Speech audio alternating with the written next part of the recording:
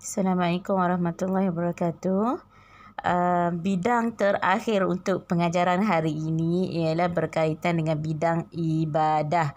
Okey, bidang ibadah Unit 4 Solat Tiang Agama. Itu tajuk kita hari ini. Boleh buka buku teks muka surat 102. Okey, kalau awak tengok dalam gambar ni, muka surat 102 ni ada pelbagai gambar kan. Ada orang solat dalam hutan, ada solat dalam kapal terbang, ada solat dalam kapal, ada solat dalam bangunan, ada yang solat tepi sawah, ada yang solat dia dalam keadaan salji dan sebagainya. Okey, mengapa setiap Muslim ni perlu menunaikan solat? Itu persoalan dia. Mengapa setiap Muslim perlu menunaikan solat? Okey, dalam surah An-Nisa ayat yang ke-103 Allah Subhanahu Wa Taala berfirman yang berbunyi Innas salata kanat 'alal mu'minina kitaban mawquta. Maksudnya, innas salata, sesungguhnya solat itu kanat 'alal mu'minin, ialah ketetapan yang diwajibkan kepada orang-orang yang beriman, kitaban mawquta, yang tertentu waktunya. Maknanya solat ni telah ditentukan, telah ditetapkan kewajipannya kepada orang Muslim. Okey. Salah satu sebab lagi dalam Al-Quran Allah bagi tahu inna solata tanha anil fahsya'i wal munkar. Sesungguhnya solat itu dapat mencegahkan diri kita ni daripada melakukan perkara yang keji dan munkar. Itulah pentingnya kita tunaikan solat. Okey. Kefarduan solat. Solat ialah perkataan dan perbuatan tertentu yang dimulai dengan takbiratul ihram dan diakhiri dengan salam. Itu maksud solat. Ulang lagi sekali. Boleh tengok muka surat 103. Maksud solat. Solat ialah perkataan dan perbuatan tertentu yang dimulai dengan takbiratul ihram dan diakhiri dengan salam. Setiap orang Islam yang cukup syaratnya wajib menunaikan solat 5 waktu. Okey, dekat sini dia bagi tahu solat ni ialah perkataan dan perbuatan yang tertentu. Maknanya dia telah syariatkan, Allah dah tetapkan, Nabi dah ajar kita macam mana untuk kita solat. Yang mana solat ni bermula apabila kita angkat takbiratul ihram, Allahu Akbar. Maknanya solat sudah bermula, dan solat itu akan berakhir apabila kita memberi salam yang pertama, Assalamualaikum warahmatullahi. Maka berakhirlah solat kita. Okey. Kewajipan solat ni wajib kepada semua individu Muslim Islam yang cukup syarat. Di sini jelas dia bagi tahu solat ada 5 waktu. Kita wajib solat 5 waktu sehari semalam. Okey, kita tengok jenis-jenis solat tu ialah yang pertama solat subuh. Solat subuh ada 2 rakaat. Solat subuh bermula apabila terbitnya fajar shadiq dan berakhirnya apabila terbit matahari. Itu kalau tengok gambar ni. Terbit fajar shadiq. Bila ada nampak fajar merah-merah tu maksudnya solat subuh dah masuk. Bila matahari dah terbenam, maksudnya matahari terbenam pada matahari terbit. Bila ada matahari nak terbit tu, maka berakhirlah solat subuh. Yang kedua ialah solat zuhur 4 rakaat. Okey, solat zuhur 4 rakaat. Bila mulanya solat zuhur, iaitu apabila gelincir matahari dan terbentuk sedikit bayang-bayang. Okey, matahari kalau pukul 12 tengah hari terpacak betul-betul di atas kepala kita kan. Apabila matahari itu tergelincir daripada kita punya kepala, maknanya lurus, ada sedikit bayang-bayang, maka bermulalah waktu solat zuhur. Dan waktu solat zuhur ni akan berakhir apabila bayang-bayang sama panjang dengan objeknya. Kalau kita berdiri, bayang-bayang kita tu sama panjang dengan kita. Okey, jadi maka berakhirlah waktu solat zuhur. Kemudian, solat yang ketiga iaitu solat asar. Solat asar bermula apabila bayang-bayang lebih panjang daripada objeknya. Biasanya kalau bila kita berdiri, kita tengok bayang kita tu panjang lagi. Lebih panjang daripada badan kita. Maknanya masuknya waktu asar. Dan solat asar ni akan berakhir apabila terbenam matahari.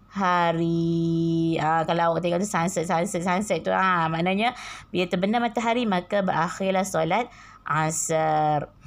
Kemudian solat maghrib. Solat maghrib bermula apabila terbenamnya matahari. Dan solat maghrib ni akan berakhir apabila hilang cahaya merah di sebelah langit barat.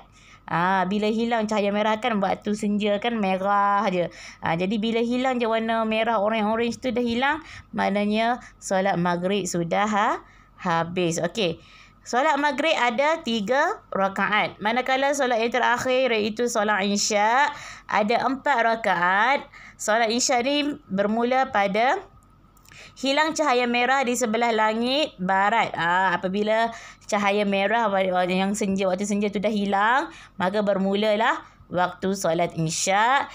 Kemudian bila berakhirnya solat isyak ni, dia panjang sikit waktu solat isyak.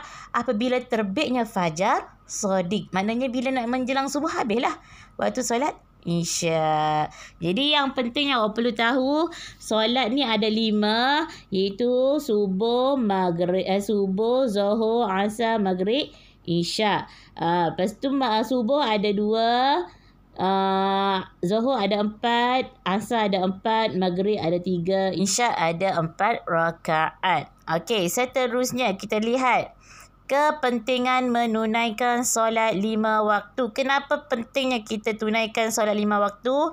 Kat sini dia nyatakan 6. Yang pertama ialah bukti keimanan kepada Allah. Untuk membezakan kita ni dengan orang bukan Islam ialah solat.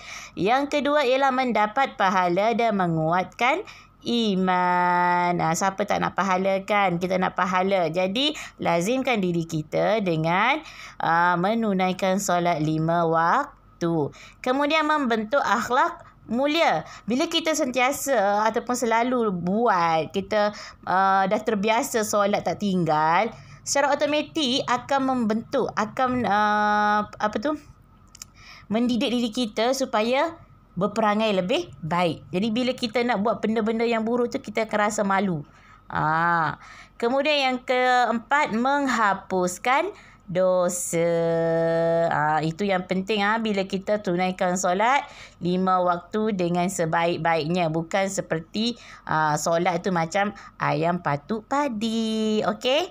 Kemudian memperolehi ketenangan. Sebab itulah dengan solat ni segala keresahan, kebimbangan, kerisauan akan hilang. Jiwa kita akan rasa tenang bila kita solat.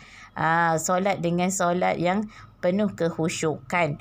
Okey, kemudian dengan solat juga dapat mendisiplinkan diri. Kenapa dapat mendisiplinkan diri? Sebabnya kita dah tahu waktu-waktu yang ditetapkan apabila masuknya waktu tu.